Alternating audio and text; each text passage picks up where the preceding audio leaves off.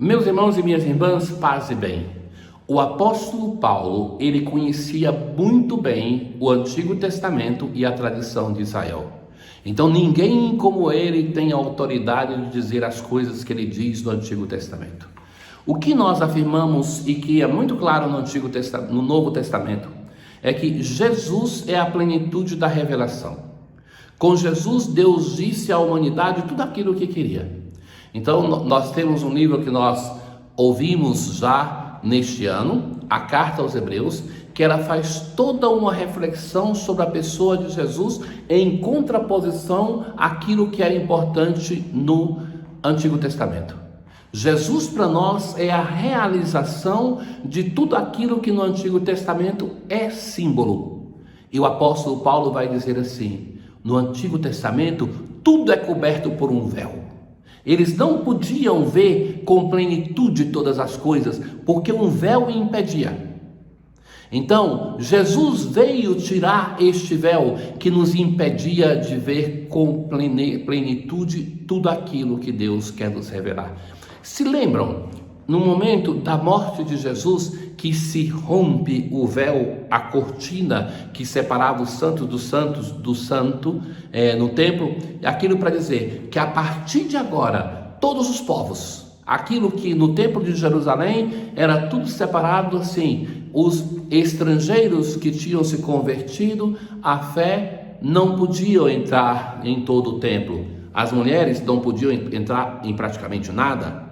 Aí depois tinha os lugares que só os sacerdotes entravam, e tinha aquele lugar, o Santo dos Santos, que só o sumo sacerdote entrava uma vez por ano.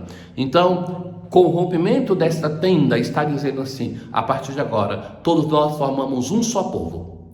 Então, o apóstolo vai dizer assim: um véu cobre o coração deles, do Antigo Testamento.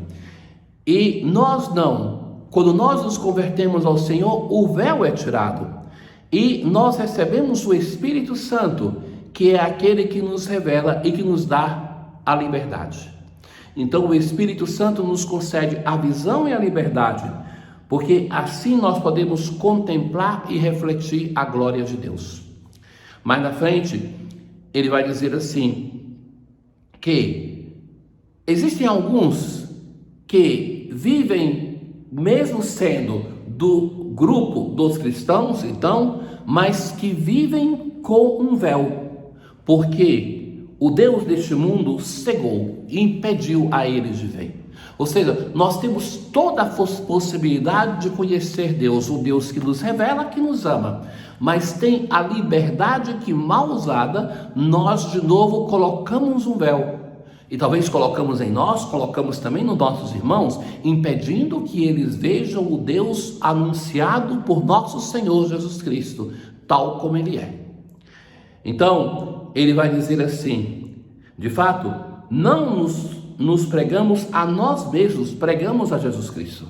Então, o empenho de todos nós que cremos é aquele de não pregar, não anunciar aquilo que nós pensamos sobre as coisas, sobre Deus, sobre a dimensão da fé, escapar dessa tentação de anunciar um Deus que é a minha imagem e semelhança e me colocar sempre de novo na tarefa de converter a imagem do Deus que creio a uma imagem do Deus de nosso Senhor Jesus Cristo.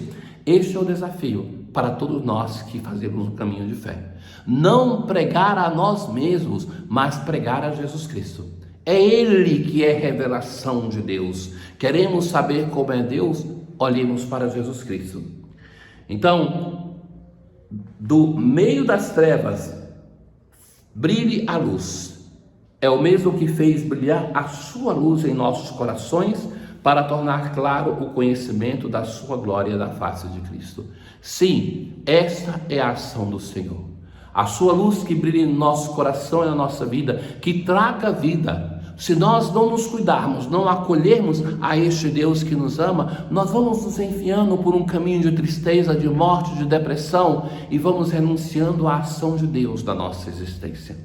Sim, é Ele o Senhor que nos dá a sua luz e que nos chama a vivermos a experiência de uma vida nova, uma vida que faz surgir em nós a liberdade, uma nova relação com Deus, com os nossos irmãos, com as nossas irmãs. No Evangelho de hoje, meus caros irmãos e irmãs, Jesus vai fazer aquela primeira de 6 antíteses, que tem um esquema assim: ouvistes o que foi dito, e ele vai citar, sobretudo, uma frase do Antigo Testamento. Depois, ele vai dizer: eu, porém, vos digo. Em todas elas tem em comum que a exigência do Antigo Testamento é muito mais branda. Vamos ver isso. A primeira exigência que Jesus faz, a primeira antítese é sobre o amor fraterno. Mas isso é introduzido com uma reflexão que vale para todas as antíteses que virão. Lhes convido a abrir o coração, a ouvir esse texto, não para julgar, Jesus tem razão ou não tem. Nós não somos cristãos para isso. Nós somos cristãos para assimilar, aceitar o que diz o Senhor em si, o que diz o Senhor através da sua igreja. E muitas vezes eu falo com as pessoas assim: meus caros, para as pessoas que me vêm criticar a igreja, eu falei assim: sabe, o tempo ensina. Uma instituição que tem 2000 anos, alguma coisa ela deve ter aprendido. A nossa vida é tão transitória. Eu tenho 51 anos, sei lá quantos anos a graça do Senhor vai me dar, com certeza muito menos do que a mãe igreja tem. Então, aceitar que a experiência da igreja tem um valor é aceitar aquilo que diz a igreja, a nossa mãe e mestra, e sobretudo aceitar aquilo que diz o Senhor Jesus. Isso é um exercício óbvio da fé. Então as antíteses não é para que eu comece a avaliar tem razão ou não tem razão a partir da minha comodidade, querendo que o evangelho se adapte à minha vida, mas sou eu que sou chamado a adaptar-me ao evangelho. Se a vossa justiça, a vossa santidade, podemos substituir justiça por santidade, a busca de viver a vontade de Deus, a palavra de Deus, não for maior que a justiça dos mestres da lei e dos fariseus, vós não entrareis no reino dos céus.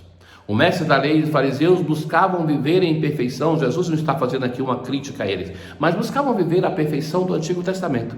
Jesus vai dizer assim: é preciso muito mais.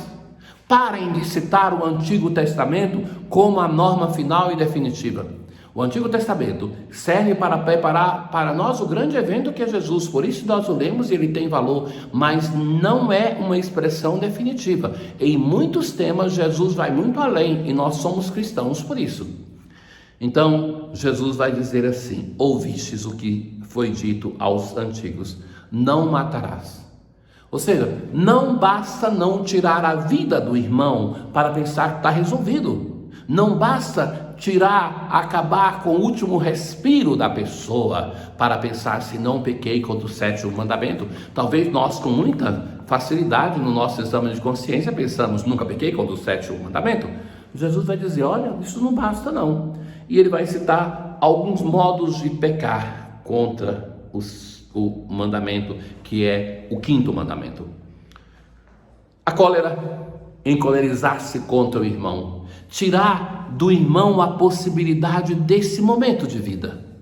A cólera, o Senhor vai continuar a chamar o irmão de patife, de tolo, idiota, tantos outros nomes.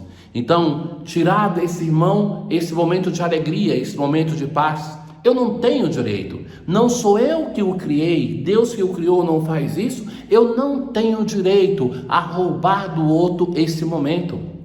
Então, isso é já um pecado contra o 5º mandamento. Claro que não é aquilo que se chama matéria grave, que qualifica como uma das características do pecado grave, mas é um pecado que quem chega a tirar a vida física do irmão é porque muitas vezes soube encolarizar o irmão, irritar-se, chamar com nomes feios até chegar aos tirar a vida.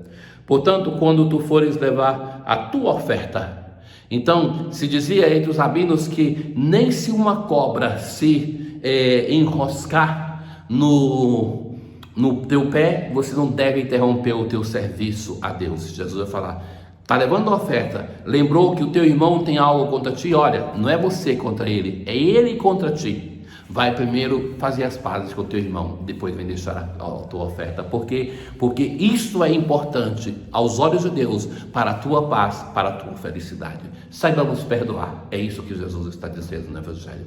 O Senhor esteja convosco, Ele está no meio de nós. Abençoe-vos o Deus Todo-Poderoso, o Pai, o Filho e o Espírito Santo. Paz.